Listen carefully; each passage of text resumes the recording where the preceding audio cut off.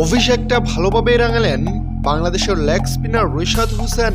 পিএসএলে আজ খেলতে নেমেই প্রথম ম্যাচেই 3 উইকেটের দেখা পেলেন বাংলাদেশের লেগ স্পিনার রিশাদ হোসেন। দর্শক, আইপিএলে বাংলাদেশের কোনো ক্রিকেটার নেই, তবে পিএসএলে বাংলাদেশের হয়ে খেলতে গেলেন রিশাদ হোসেন।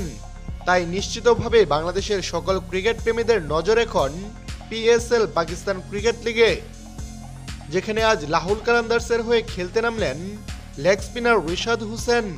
আগে ব্যাট করে রিশাদরা করেছিল 219 রান। এরপর সেই রান কোয়েটা গ্ল্যাডিয়েটর্স করতে নেমে বলা যায় এক রিশাদের বোলিং ঘূর্ণিতে কুপকাত হয়ে যায় তারা। একের পর এক ব্যাটার আউট করে সাজ ঘরে পাঠালেন রিশাদ হোসেন। নিজের দ্বিতীয় ওভারে প্রথম উইকেটটা পান লেগ স্পিনার রিশাদ হোসেন।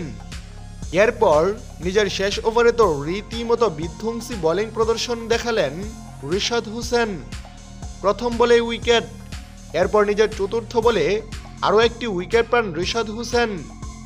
আর তাতেই প্রথম ম্যাচে 3 উইকেট নিয়ে অভিষেকটা দুর্দান্তভাবে রাঙান তিনি। এর প্রেক্ষিতে শেষ পর্যন্ত দুর্দান্ত এক জয় নিয়ে মাঠ ছাড়ে রিশাদের দল লাহুল কালান্দার্স।